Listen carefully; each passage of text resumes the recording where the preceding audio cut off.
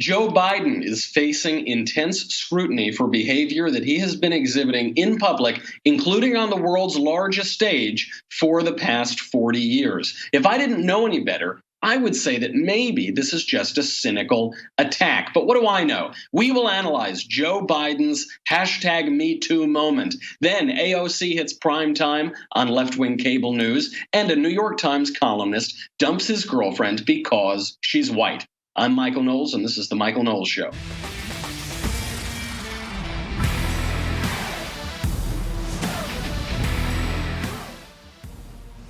I can't believe you're going to make me defend Joe Biden. I know. I tweeted this out today. I said, I'm going to be defending Joe Biden on my show. Be sure to tune in. They said, oh, Michael, that's a funny April Fool's joke. I said, oh, that adds insult to injury. I not only have to defend Joe Biden, I have to defend him on April Fool's Day, which seems like it's an April Fool's joke from me. Really, it's just an April Fool's joke from the news cycle making me defend him, because this latest spate of attacks saying that he's some sexual predator seems to me a little more cynical than it does some grand expose of a guy who's been in politics for 40 years. We will try to play fair, but first, let's make a little money, honey, with ZipRecruiter. Hiring can be very hard. Multiple job sites, stacks of resumes, a confusing review process. But today, hiring can be easy. All you have to do is go to that one place to get it done, ZipRecruiter.com/Knowles, Knowles. ZipRecruiter sends your job to over 100 of the web's leading job boards. But they don't just stop there. They don't just throw spaghetti at the wall. With their powerful matching technology, ZipRecruiter scans thousands of resumes to find people with the right experience and invite them to apply to your job. As applications come in, ZipRecruiter analyzes each one and spotlights the top candidates so you never miss a great match. ZipRecruiter is so effective that 80% of employers who post on ZipRecruiter get a quality candidate through the site within just the first day. Right now, my listeners get to try ZipRecruiter for free at the exclusive web address, ZipRecruiter.com/Knowles, Knowles. ZipRecruiter.com/Knowles, Knowles. ZipRecruiter.com/Knowles. ZipRecruiter, the smartest way to hire. Creepy Uncle Joe. The question is Joe Biden some long-standing sexual assailant who's been operating right under our nose for the past 40 years, or is he being attacked through the Me Too movement by other jealous politicians who want to kick him out of the 2020 race? That is the question. Look, I am more than happy as a conservative to sit back and watch the left destroy itself. I am more than happy to see a bunch of mud slung on Joe Biden, because I don't like Joe Biden, because Joe Biden is an awful, cynical politician. He's dreadful. He's a demagogue. He has stoked racial division, among other sorts of division. I don't like Joe Biden, but I have to be fair. And I think that this attack is BS. It's not an April Fool's joke. That's really what I think. The whole affair began because The Cut, I've never heard of The Cut before, but I guess it's some online publication. They just published a piece called "An Awkward Kiss Changed How I Saw Joe Biden." Who was airing this? This was aired by a woman named Lucy Flores. Lucy Flores was a Nevada State Assemblywoman. She ran for lieutenant governor of Nevada in 2014. This is, I guess, when she met Joe Biden and had this harrowing experience of Joe Biden putting his hands on her shoulders. And then she ran again for Congress in 2016. She lost in the primary there. So she's had a number of failed runs for office. She had a low-level office that she held in Nevada, and now this is her big moment. She endorsed Bernie Sanders in 2016. Now Bernie Sanders, as you know, is running for president in 2020, and Joe Biden wants to run for president in 2020, and conveniently, now they are portraying Joe Biden out to be some sexual deviant. Here is what she wrote, quote, "As I was taking deep breaths and preparing myself to make my case to the crowd," she was about to go on stage at a political event, "I felt two hands on my shoulders. I froze. Why is the Vice President of the United States touching me? I felt him get closer to me from behind. He leaned further in and inhaled my hair. I was mortified. I thought to myself, I didn't wash my hair today, and the Vice President of the United States is smelling it. And also, what in the actual F I'll just take a pause from reading this. What a stupid phrase this is that you hear people, they say, what the actual F? First of all, if you're a public figure, don't put swear words in print. It's unbecoming, it's very undignified, and it's stupid. It makes you sound stupid. Don't do it. But to say what the actual F is such a trite, empty, it takes an empty statement and makes it emptier. Somehow, I don't know how, it's like negative space is occupied by that statement. It's so awkward. It's so millennial. It's just terrible. It's an awful phrase. And so she uses this woman who wants to be lieutenant governor and congressman or whatever. She uses this stupid language. Then she gets to the point, though. Why is the vice president of the United States smelling my hair? He proceeded to plant a big, slow kiss on the back of my head. My brain couldn't process what was happening. I was embarrassed. I was shocked. I was confused. There is a Spanish saying, trágame tierra. It means earth, swallow me whole. I couldn't move and I couldn't say anything. I wanted nothing more than to get Biden away from me. There's so many problems with what she just wrote. First of all, she says, there is a Spanish expression, which means earth swallow me whole. But you're writing in English. You could just use the English phrase. Earth swallow. I wanted the earth to swallow me whole. Okay, I'm nitpicking on the language points here to make a broader point. What actually happened? She was at a political event. Joe Biden comes up behind her, puts his hands on her shoulders, smells her hair, which is pretty weird, and then gives her a kiss on the back of the head. Not a kiss on the back of the neck, not a kiss on the cheek, not a kiss on the lips. He doesn't turn her down like they just won World War II and he plants a big wet one in the French style. No, little kiss on the back of the head. Does that mean that what Joe Biden does isn't really weird? No, it is really weird. Does it mean that Joe Biden doesn't get a little too much in people's comfort zones and in their personal space? Yeah, he obviously does. How do we know that he does this? Because he's been doing it for years and years and it's become a big joke on TV. But the question is, what actually happened here? Listen to her language. I froze. I was mortified. What the actual F? I was confused. I was shocked. The earth should swallow me whole. Why? Because some guy put his hands on your shoulders? Give me a break. Here is Lucy Flores going on CNN to talk about her harrowing 2 hands on her shoulder from the vice president. I do want to take a moment to acknowledge it's not easy to do what you're doing, and I thank you for coming on and having the courage to do so. But what are you looking for from the vice president here, Vice President Biden? Are you looking for an apology? Are you looking for him to change his behavior? What's the end game here? What do you want? Absolutely. I would. Yes, of course, I want him to change his behavior, and I want him to acknowledge that it was wrong. And I want this to be a bigger discussion about how there is no accountability structure within our political space, either for instances in which women feel that there was inappropriate behavior, or more serious instances in allegations of sexual assault, et cetera. We are not protected in politics. And frankly, on a much larger scale, we also need to have a conversation about powerful men feeling that they have the right to invade a woman's space whenever they'd like. So that's what this is about. This is about not what Joe Biden did. This is about the larger point. That's whenever someone says, and the larger point, what they're really saying is this particular instance, don't pay too much attention to. I'm trying to make a bigger point. This is BS. And don't just take my word for it. One of the women in one of the most famous Creepy Joe massaging your shoulders moments, Stephanie Carter, is calling this BS as well. You'll remember when Ash Carter was being sworn in as Secretary of Defense, his wife was there, and Joe Biden was very creepily sort of massaging her shoulders and whispering something in her ear. The meme went viral. Obviously, we post that all the time. She just posted on Medium a long piece. She said, the Me Too story that wasn't me. And now she begins. She says, let me state up front that I don't know Lucy Flores, but I absolutely support her right to speak her truth, and she should be, like all women, believed. But her story is not mine.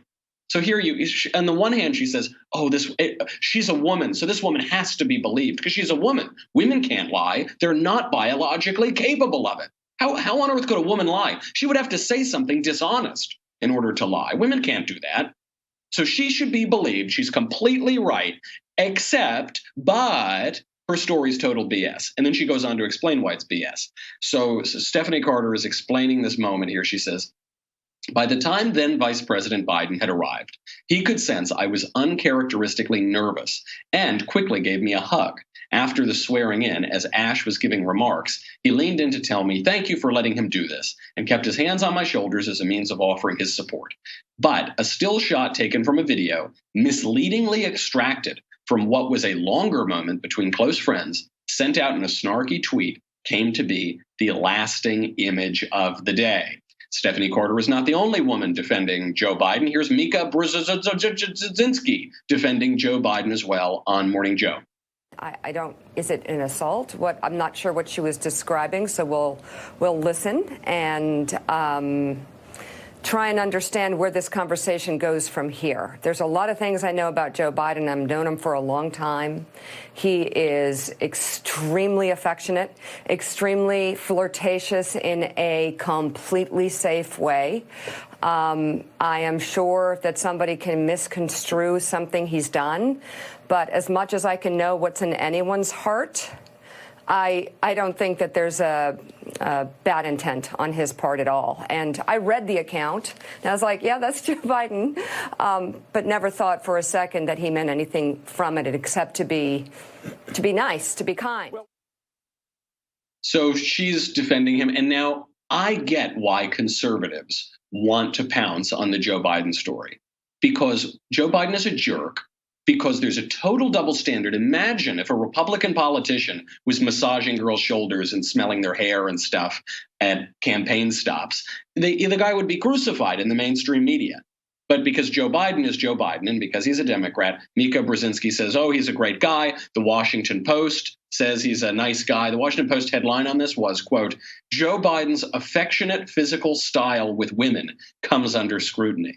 Imagine what they would say about a Republican. They'd say, this predator, this assailant was endangering the lives of women. He must be behind bars. But not for Joe Biden. However, we've got to be fair here, because as much as I want to use whatever cudgel I can against Joe Biden, this is, it seems to me, not a fair attack. Let's see. The best evidence we've got that Joe Biden is a sexual assailant, deviant, who's on the loose for 40 years, comes from Paul Joseph Watson. He put together a supercut of all these weird Biden moments of massaging girls' shoulders and stuff. And here's just a little clip of that. And it is very creepy, I admit. In this clip, Biden appears to grope the chest area of a little girl. The close-up shows her visibly pull away right as it happens.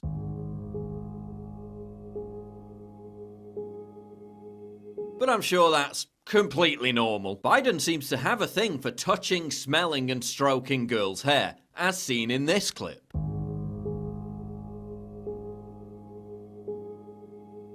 But I'm sure that's completely normal. In this clip, Biden strokes the girl's hair before whispering something in her ear. Did you want to get Vice President? There we go.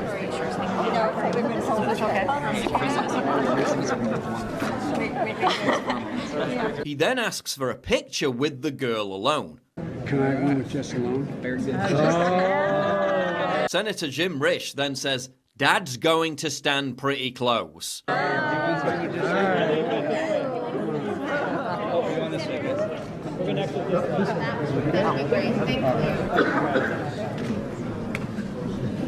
going to stand pretty close.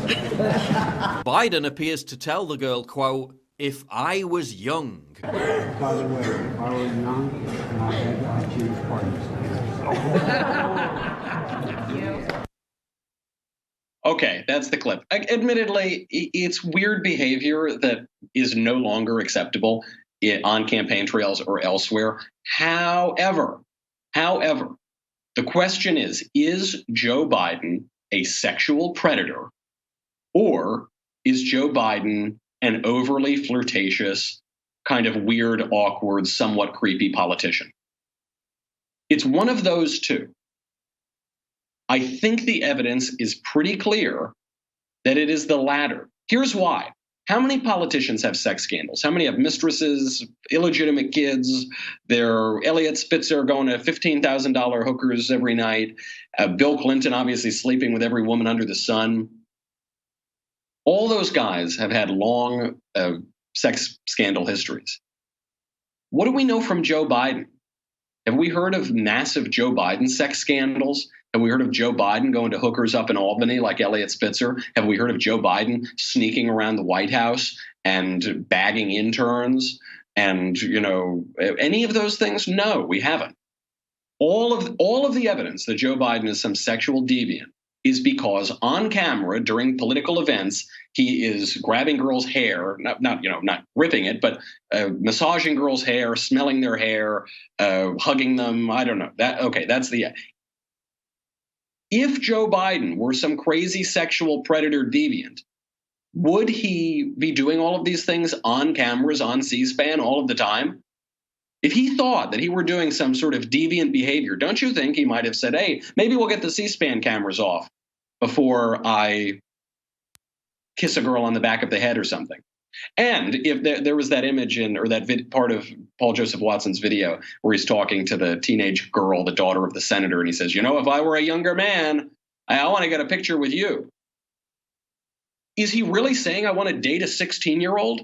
I, a 70-year-old man, I, the vice president of the United States, really want to date a 16-year-old? Or is he being an overly flirtatious, unctuous politician? I think it's obviously the latter. When we're all being honest with ourselves, we know it's the latter, but we don't want to admit that because we don't like Joe Biden and we want to take him down a peg. And it's particularly enjoyable because in this case, it's not Republicans going after him, it's the left that's going after him. And why now? This is the other great evidence in Joe Biden's defense. This weird stuff has been on camera for 40 years. The neck massages and the kiss on the back of the head. That stuff's the whispering in your ear when you're being sworn in. That's been on camera for 40 years. The man was head of the Senate Judiciary Committee, senator forever. He was a vice president. He's run for president twice already. He's about to run for a third time. Why is it coming out now? Because he's about to run for a third time. If Joe Biden had said, I'm not going to run for president, do you think this stuff would be coming out? No. If Joe Biden had said, I'm not going to run for president, do you think Elizabeth Warren would be coming out saying, we need a full investigation, we need to figure out what Joe Biden's been doing? No. It's obviously a cynical attack. But I think this is it's a bad route to go down. One, because most people know that this is fairly disingenuous. Two, because it minimizes actual sexual assailants, like, Anthony Weiner, for instance, or Bill Clinton, who legitimately are sexual predators. And Joe Biden is a flirtatious guy who says, hey, if I were a younger man, if I wasn't married, wink, wink, give me your vote, father, It really minimizes that. And I don't think that's a good thing either. And also because Joe Biden is a terrible executive who would push terrible policies. That's why we should go after him. Joe Biden, do you remember, what was it, last week, Joe Biden said, we need to end English jurisprudence because English jurisprudence, by which he means Anglo-American jurisprudence, is a white man's culture, and therefore we've got to get past it. English jurisprudence is the presumption of innocence. It's due process. It's equality before the law. These are wonderful things. These are things that we should defend. And this schmuck, Joe Biden, is calling for the obliteration of it. That's why we should go after him, but not some disingenuous Me Too hit job. Why didn't this girl, Lucy Flores, why didn't she go after Joe Biden in 2014 when she was having him help her run for lieutenant governor of Nevada? Why didn't she go after him in 2016 when she was running for Congress? Why is she going after him right now? Why is this outspoken Bernie Sanders supporter going after one of Bernie Sanders' opponents right now? Because the moral hazard of the Me Too moment is that any guy you want, you can take down for any reason. This is not to downplay either Joe's creepiness and unctuousness. It's also not to downplay legitimate instances of sexual harassment and sexual assault. Quite the contrary. I think that's what the Me Too movement does. Is it delegitimizes all of those things. because what we're seeing here is that for any reason at all, what did Joe Biden do? What is he being accused of doing? Is he being accused of sleeping with another man's wife? No. Is he being accused of sneaking around on his own wife and going to hotel rooms and all that kind of stuff? No. He's being accused of putting his hands on people's shoulders and smelling their hair, super weird, but not sexual assault, and kissing them on the head sometimes. Also, if you were kissing him on the mouth, that's one thing. But when you see your grandfather, your grandfather might give you a little kiss on the head. That's a sign of affection. When you see someone just at an event, let's say it's a professional event or a personal social event, you can shake a hand. I guess you can give them a high five, or you can do what is very common, which is a sort of half hug and a little kiss on the cheek. But you're not really kissing on the cheek. You're just putting your cheeks together and sort of kissing out in the air and giving the sound of a kiss. It's vaguely European, but people do it all the time. Oh, so good to see you. You're not even kissing them. That is much closer to what Joe Biden is doing than Joe Biden clubbing a girl over the head and dragging her off to a hotel room. I think we all know that, and we can all admit that. But we shouldn't take the short-term political attack here for this ability to knock down Joe Biden a little bit. It's very easy to knock down Joe Biden. Joe Biden is a joke. He ran for president in 1988. He failed because he was a plagiarist. He ran in 2008. He failed. He only got vice president because Barack Obama hated Hillary Clinton so much. He's going to run again. He's going to fail again. He's not going to get the nomination. If he does get the nomination, he's not going to beat Donald Trump. We don't need to use this cynical attack, because what it will do is legitimize the worst excesses of the Me Too movement. I know people who have been Me Too'd, legitimately Me Too'd, like men have sexually harassed them at work, and it's caused them personal distress and professional distress. We should not water down legitimate instances of that by allowing people, consequence-free, to use sexual assault, whatever that means these days, as a political cudgel to attack your opponents. It is not a fair attack on Joe Biden. He's creepy. He's dumb. He's a bad politician. Well, he's a good politician, but he's bad in his effect on the politics of the United States. He's made the most radical campaign statement I've ever heard any presidential candidate make in my entire life. He's unctuous. He almost certainly has fake teeth. He's basically just a walking smile. There are so many ways to attack Joe Biden, but this is not a fair one. Speaking of fair attacks, Alexandria Ocasio-Cortez was on MSNBC for a town hall just the other day. I wish we could play the whole thing, because you could go through every sentence and parse every single sentence of it. But here she is, for the first time, addressing her most radical proposal, which has now been embraced by every candidate virtually running for president as a Democrat.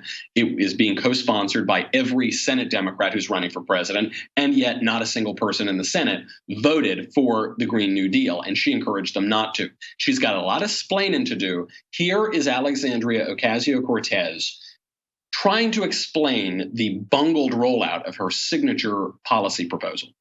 I mean, on the concern trolling, there are people that you guys issued an FAQ. It had some things that people thought were ridiculous and radical, like anyone that was unable or unwilling to work would be guaranteed a job. The FAQ was withdrawn and said it was preliminary, a draft.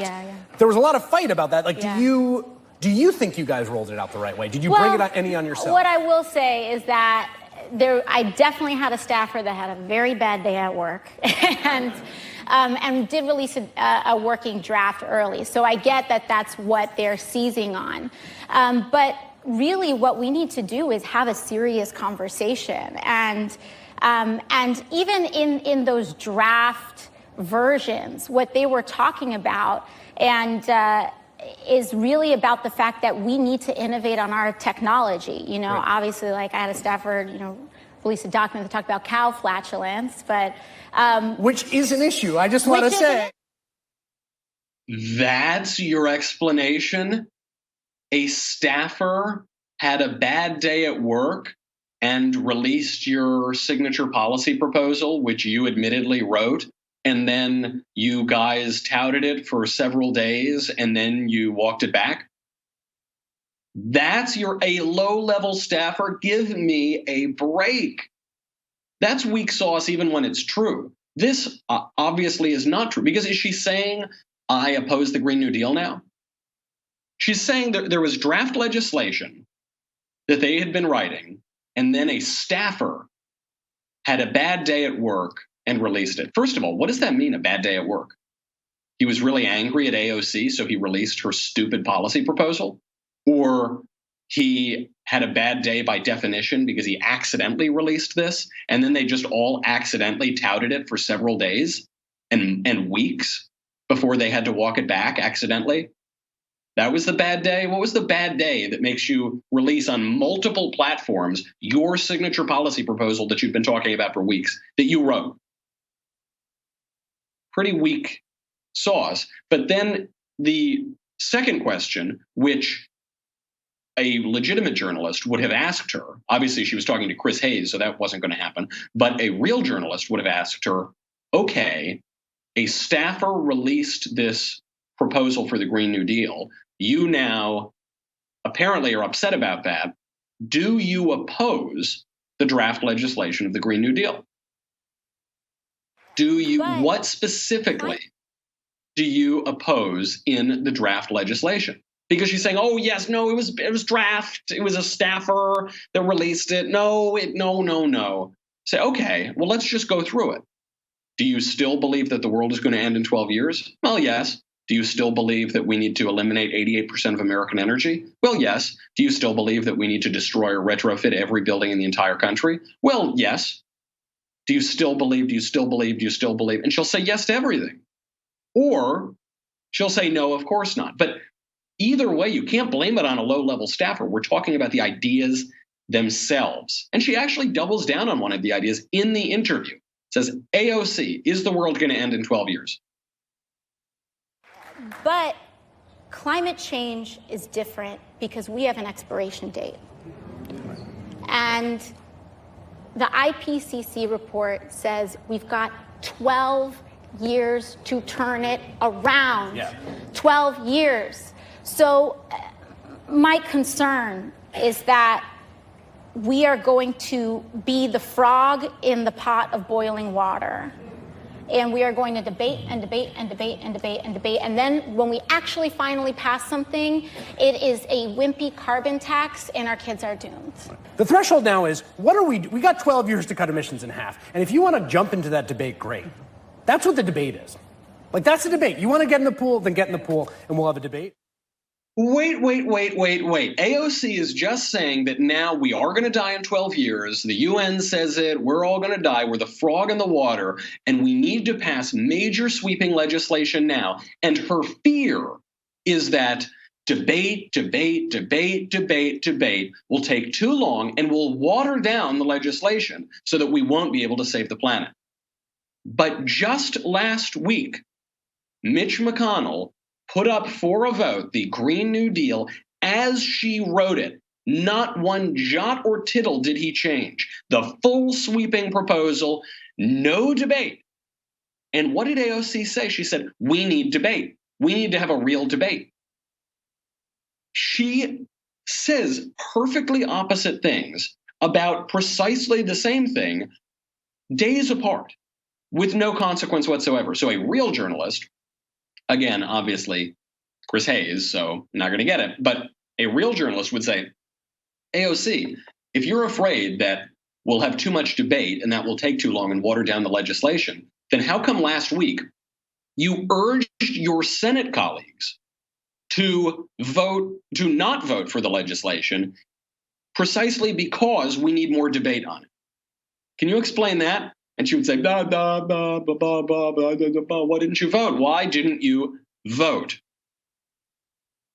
We'll get to her explanation of the cost, by the way. We'll get to her explanation of how sweeping it's going to be in just 1 second. Then we've got to get to Unplanned, a fabulous pro-life movie that is absolutely killing it at the box office. That was a pretty dark pun, completely unintended. But it's doing great at the box office. The critics hate it. Audiences love it. The entire social media apparatus is trying to shut it down, and it's winning anyway. And then, if we have time, we'll explain why a New York Times columnist dumped his girlfriend because she's white. But first, you got to go to dailywire.com. Go over there. It's $10 a month, $100 for an annual membership. You get me, you get the Andrew Klavan Show, you get the Ben Shapiro Show, you get to ask questions in the mailbag, you get the Matt Walsh Show, you get to ask questions backstage, you get Another Kingdom, you get the Leftist Tears Tumblr. Don't wait. I know that you want to debate this with your significant other. You want to debate this with your spouse. Should we pay the $10 a month? Should we not pay? Debate. And then there is a ticking time bomb here, folks. Because if you don't get that Tumblr in time, you're going to drown in leftist tears. We need action now. Go to dailywire.com and subscribe. We will be right back.